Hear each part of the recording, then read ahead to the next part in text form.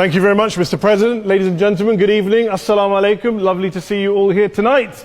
We are having a very entertaining night, are we not, with some very interesting things being said from the other side of the house tonight. Let me begin by saying, as a Muslim, as a representative of Islam, I would consider myself an ambassador for Islam, a believer in Islam, a follower of Islam and its Prophet. So, in that capacity, let me begin by apologizing to Anne-Marie for the Bali bombings. I apologize for the role of my religion and me and my people, for the killing of Theo van Gogh, for 7/7. Yes, that was all of us. That was Islam, that was Muslims, that was the Quran. I mean, astonishing claims to make in the very first speech tonight, on a day like today, where the Conservative Prime Minister of the United Kingdom is having to come out and point out that these kind of views are anathema. And I believe you're trying to stand for the Labour Party to become an MP in Brighton. If you do, and you make these comments, I'm guessing you'll have the whip withdrawn from you, but then again, UKIP's on the rise, they'll take you, the BNP, they might have something to say about your views. This is what Mehdi Hassan always does. By the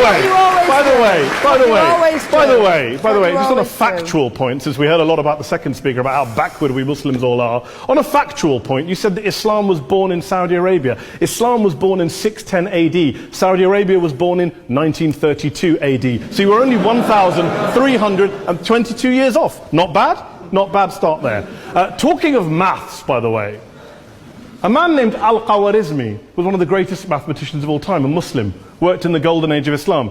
He's the guy who came up with not just algebra, but algorithms. Without algorithms, you wouldn't have laptops. Without laptops, Daniel Johnson tonight wouldn't have been able to print out his speech in which he came to berate us Muslims for holding back the advance and intellectual achievements of the West, which all happened without any contribution from anyone else other than the Judeo-Christian people of Europe. In fact, Daniel David Levering, the author of the Pulitzer Prize-winning historian and author of The Golden Crucible, points out that there would be no Renaissance, there would be no Reformation in Europe without the role played by Ibn Sina and Ibn Rushd and some of the great Muslim theologians, philosophers, scientists in bringing Greek texts to Europe. As for this being our university, I will leave that to the imagination as to who is our and who is there. I studied here too. An astonishing set of speeches so far making this case tonight. A mixture of just cherry-picked quotes, facts and figures, self-serving, selective making this case tonight. A mixture of just cherry-picked quotes, facts and figures, self-serving, selective, a farrago of distortions, misrepresentations, misinterpretations, misquotations. Daniel talked about my article in the New Statesman, which got me a lot of flack, where I talked about the anti-Semitism that is prevalent in some parts of the Muslim community, which indeed it is. Of course, I didn't say in that piece that it was caused by the religion of Islam. In fact, modern anti-Semitism in the Middle East was imported from, finish the sentence, Judeo-Christian Europe, where I believe some certainly bad things happened to the Jewish people. In fact, Tom Friedman, Jewish-American columnist in the New York Times, told me in this very chamber last week that he believed, had Muslims been running Europe in the 1940s, 6 million extra Jews would still be alive today. So I'm not going to take lessons in anti-Semitism from someone who's here to defend the Judeo-Christian values of a continent that murdered 6 million Jews. Moving swiftly on. Yes. Absolutely. Well, I'm about to make that point. No, I'm about to make that point. You're right. I agree with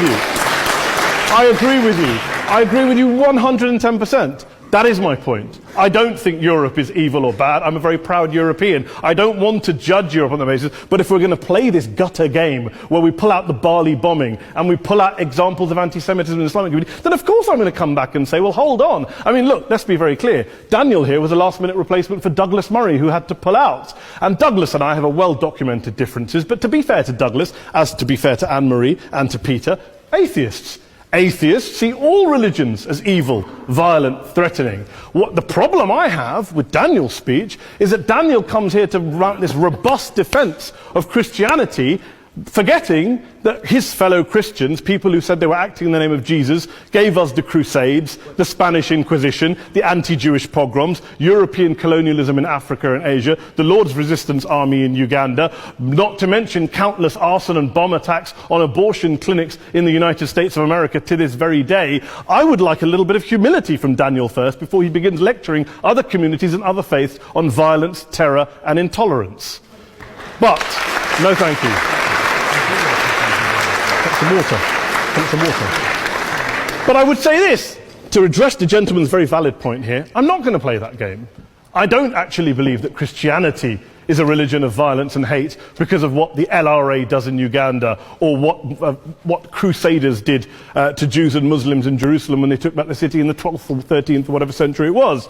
I believe that Christianity, like Islam, like pretty much every mainstream religion, is based on love and compassion and faith. I do follow a religion in which 113 out of the 114 chapters of the Quran begins by introducing chapters of the Quran begins by introducing the God of Islam as a God of mercy and compassion. I would not have it any other way. I don't follow a religion which introduces my God to me as a God of war, as some kind of Greek God of wrath, as a God of hate and injustice. Not at all. As Adam pointed out, you go through the Quran and you see the mercy and the love and the justice. And yes, you have verses that refer to warfare and violence. Of course it does. This is not a motion about pacifism. I'm not here to argue that Islam is a pacifistic faith. It is not. Islam allows military action, violence in certain limited contexts. And yes, a minority of Muslims do take it out of that context. But is it religious? We talked about Woolwich. Daniel and Anne-Marie have suggested that it's definitely religion that's behind all of this. Well, actually, what I find so amusing tonight is we're having a debate about Islam, and the opposition tonight have come forward. We have a graduate in law, a graduate in modern history, a graduate in chemistry, and, you know, I admire all of their intellects and their abilities, but we don't have anyone who's actually an expert on Islam, a scholar of Islam, a historian of Islam, a speaker of Arabic, even a terrorism expert or a security expert or a pollster, let alone to talk about what Muslims believe or think. Instead, we have people coming here, putting forward these views, putting forward these sweeping opinions. Listen to Professor Robert Pape of the University of Chicago, one of America's leading terrorism experts, who, unlike our esteemed opposition tonight, studied every single case of suicide terrorism between 1980 and 2005, 315 cases in total. And he concluded, and I quote, "There is little connection between suicide terrorism and Islamic fundamentalism or any of the world's religions. Rather, what nearly all suicide terrorist attacks have in common is a specific secular and strategic goal to compel modern democracies to withdraw military forces from territory that the terrorists consider to be their homeland." And the irony is, when we talk about terrorism, the irony is that the opposition and the Muslim terrorists, the Al-Qaeda types, actually have one thing in common. Because they both believe that Islam is a warlike, violent religion. They both agree on that. They have everything in common. Osama bin Laden would be nodding along to everything he's heard tonight from the opposition side. He agrees with them. The problem is that mainstream Muslims don't. The majority of Muslims around the world don't. In fact, a gentleman here started quoting all sorts of polls. Gallup carried out the biggest poll of Muslims around the world, of 50,000 Muslims in 35 countries. 93% of Muslims rejected 9/11 and suicide attacks. And of the 7% who didn't, they all, when polled and focus grouped, cited political reasons for their support for violence, not religious reasons.